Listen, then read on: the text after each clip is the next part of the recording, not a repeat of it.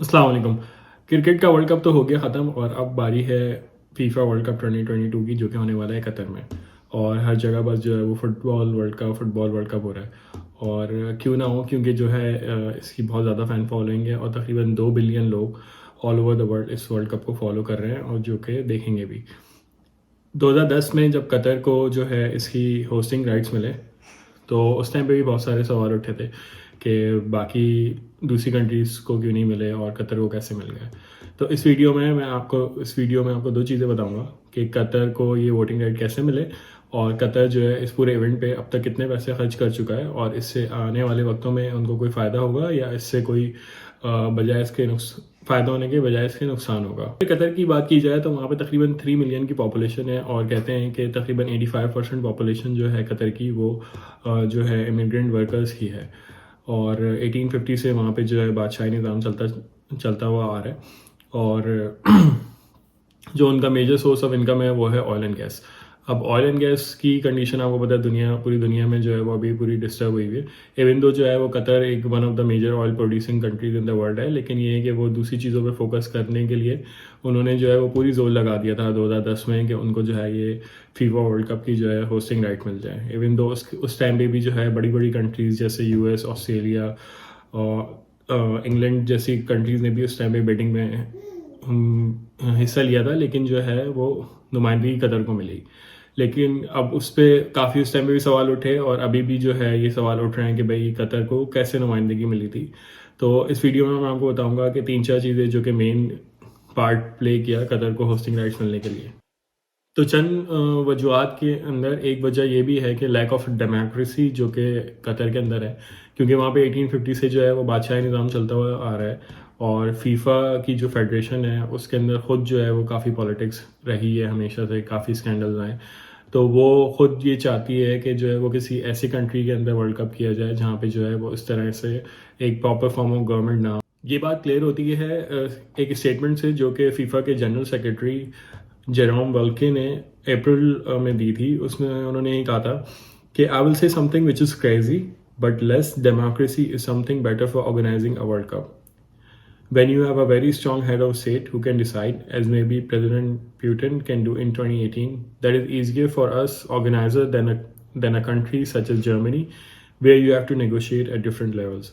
और ये बिल्कुल ऑथेंटिक इन्होंने जो है स्टेटमेंट दी थी, जो कि बीबीसी पे भी काफ़ी इसके ऊपर डिबेट हुई थी। तो this is one of the reason कि जो है वो कतर को जो है होस्टिंग राइट मिले थे, क्योंकि फीफा चाहता है कि वो इन कंट्रीज़ के साथ वर्क करे जहाँ पे इस तरह से जो है वो उनको डिसीजन मेकिंग में आसानी हो। सेकेंड रीज़न था जिसकी वजह से उनको होस्टिंग राइट मिले, वो थी पावर ऑफ मनी। अब यूएई और मिडिल ईस्ट वालों का जो है वो ये है कि उनको जब कोई चीज़ करनी है तो वो उस चीज़ के बिल्कुल जो है ना डेप्थ में चले जाते हैं और एंड दे वांट इट। इसी तरह से जो है वो कतर ने जब बिडिंग प्रोसेस हुई तो उसके अंदर उन्होंने $200 मिलियन की जो है वो बिड की। इसी तरह से ऑस्ट्रेलिया ने 48 मिलियन की बिड की और यूएस ने सिर्फ 5 मिलियन की बिड की। तो वो like they were all in और वो चाहते थे कि ये 2022 की वर्ल्ड कप होस्टिंग उनको मिले किसी भी तरह से। इसलिए उन्होंने जो है वो लाइक 3 टाइम्स मोर उसके अंदर पैसे लगाए ताकि कोई भी ऐसी वजह ना बचे जो कि उनको वो होस्टिंग राइट ना मिल सकें। अब ये कतर सब कुछ यूँ कर रहा है, उसकी वजह ये है कि उससे even though they are very strong and they have a huge cash resources on behalf of oil and gas, लेकिन क्योंकि वो दुबई में भी हैं ऑयल रिजर्व, सऊदीया में भी हैं, लेकिन उनके साथ साथ उन्होंने एक दूसरी चीज़ पे ही फोकस किया हुआ है जो कि है टूरिज़्म। अब कतर भी ये चाहता था कि मैं दुबई और सऊदीया के साथ खड़ा हूँ और मैं कुछ ऐसी चीज़ करूँ जिससे मेरे मुल्क के अंदर जो है वो टूरिज़्म बहुत अच्छी तरह इस कंट्री में वापस आए। जैसे कि दुबई में आपको पता है कि लास्ट 10-15 ईयर से जो है वो टूरिज़्म बूम पे है और सऊदीया में हमेशा से रहा है क्योंकि हज और उम्रे की वजह से। तो इसी वजह से कतर ने जो है पैसों की परवाह किए बगैर $200 मिलियन की बिडिंग स्टार्ट की, जो कि बहुत ज़्यादा थी और दूसरी कंट्रीज से। अच्छा, जो तीसरी वजह है वो उनको होस्टिंग राइट मिलने की, वो ये है कि उन्होंने अफ्रीकन वोट्स उनको सारे मिले। जब फीफा की जो बिडिंग प्रोसेस के अंदर वोटिंग प्रोसेस होता है उसके अंदर अफ्रीकन कंट्रीज़ के सारे वोट्स उनको मिले। उसकी क्या वजह थी? उसकी वजह ये थी कि जो है 2010 में जब वोटिंग होने वाली थी तो अफ्रीकन फुटबॉल फेडरेशन जो है उनकी एक मीटिंग हुई उसमें उन्हें पता चला कि भाई उनके पास जो है वो अब कैश रिजर्व नहीं है किसी भी कोई भी इवेंट कराने के लिए, और ये बात कतर को पता चल गई। कतर ने उस मौके का फ़ायदा उठाया और कतर ने जो है वो उनसे कहा कि भाई आपको जितने पैसे चाहिए हम आपको देंगे, आप इवेंट्स कराएं, जितने इवेंट्स आपको कराने, लेकिन आपका हमें वोट चाहिए होगा जब हमारी बिडिंग प्रोसेस होगी 2022 के लिए, होस्टिंग के लिए। तो इस चीज़ पे वो राज़ी हो गए क्योंकि उस टाइम पे उनको कैश चाहिए था, और कतर के पास आपको पता है कि सरप्लस कैश है, and they were going all in to get that hosting. कुछ वजूहत थी जिनकी वजह से कतर को हेल्प हुई, जो कि उन्हें होस्टिंग मिली 2022 के वर्ल्ड कप के लिए। अच्छा, इवन तो ये तो चीज़ें थी, लेकिन उसके अलावा और भी कुछ जो है फीफा की रिक्वायरमेंट होती है, जैसे स्टेडियम इंफ्रास्ट्रक्चर, और आपके पास इनफ कैश है या इतना इनफ चीज़ें हैं कि आप उसको जो है वो एकोमोडेट कर सकेंगे। तो वो उन सब चीज़ों में तो जो है वो कतर पूरा हो ही रहता है, क्योंकि आपको पता है ऑयल के रिजर्व हैं, उनके पास कैश काफ़ी है, अच्छी जीडीपी है। तो उसके साथ साथ कतर को एक कुछ चीज़ों में एज चाहिए थी, जो कि इन सब चीज़ों से कतर को एज मिली और उन्हें जो है वो वोटिंग राइट्स मिल गए। अच्छा, अब ये तो हो गया कि उनको राइट्स मिल गए। अब it was a huge process कि भाई जो है वो 10-12 साल के अंदर उनको ये पूरा सेटअप करना था। और कहते हैं कि भाई मिडिल ईस्ट वाले जो भी करते हैं वो औरों से बहुत ज़्यादा बेहतर करते हैं।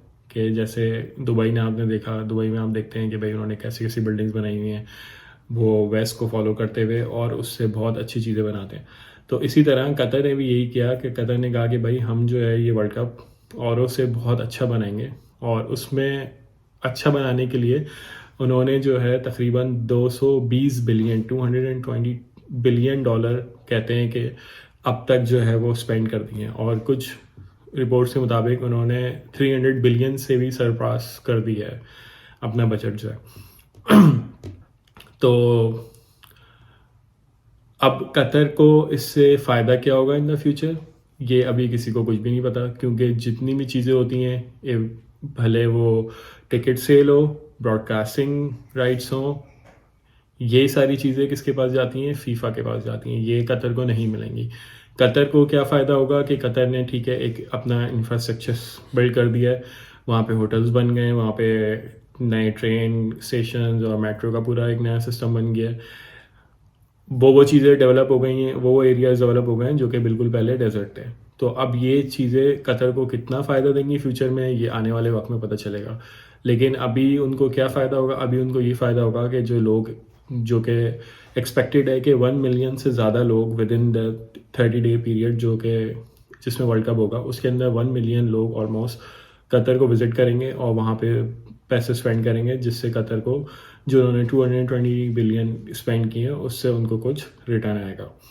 लेकिन अभी तक ये नहीं पता कि वो कितना रिटर्न होगा, और जो है वो आने वाले वक्तों में क्या उसको फ़ायदा होगा, क्योंकि पहले जितने भी वर्ल्ड कप हुए हैं किसी भी कंट्री को एज सच कोई फ़ायदा नहीं हुआ है। और कहते हैं कि ब्राज़ील में जब वर्ल्ड कप हुआ था तो उसके अंदर जो है वो जो ग्राउंड्स उन्होंने बनाए थे वो कुछ साल बाद जो है वो बस स्टेशन और दूसरी चीज़ों के अंदर यूज़ होना शुरू हो गए थे, बजाय इसके कि जो है वो उनको फ़ायदा देते। इसी तरह कतर ने भी जो है वो पैसे को बुरी तरह स्पेंड किया है, और जो $220 बिलियन उन्होंने स्पेंड किए हैं वो 1990 से लेके 2022 के अंदर जितने भी वर्ल्ड कप हुए हैं उस अमाउंट को अगर टोटल किया जाए कि उन कंट्रीज़ ने जितने स्पेंड किए थे, जैसे अभी 2018 में रशिया में हुआ, उन्होंने तकरीबन 16 बिलियन स्पेंड किया। उससे पहले ब्राज़ील में हुआ, उसमें इतने ज़्यादा नहीं स्पेंड हुए। तो उन सबको टोटल किया जाए तो वो भी मिला के जो है टोटल 220 बिलियन नहीं बनता जितना कतर ने स्पेंड कर दिया है। तो लेट्स सी कि आने वाले वक्तों में कतर को इससे क्या फ़ायदा होगा। इवन दो जो भी पैसे आएंगे इन टर्म्स ऑफ रेवेन्यू, कहा जा रहा है कि 4.7 बिलियन का रेवेन्यू जनरेट होगा जो कि डायरेक्टली फीफा को जाएगा, जो कि टिकट सेल्स है। और इसके अलावा जो भी ब्रॉडकास्टिंग राइट्स हैं वो भी सब फीफा के पास ही जाएंगे। सो होपफुली कि कतर को इससे कुछ गुड इकनॉमिकल बेनिफिट हो, जो कि उनका आइडिया यही है कि भाई ऑयल एंड गैस से हट के कुछ टूरिज़्म वगैरह पे फोकस किया जाए, जिस तरह से उनकी और नेबरिंग कंट्रीज़ ने फोकस किया हुआ है। सो होपफुली आपको ये वीडियो अच्छी लगी होगी, और thank you for watching and subscribe my channel. Thank you.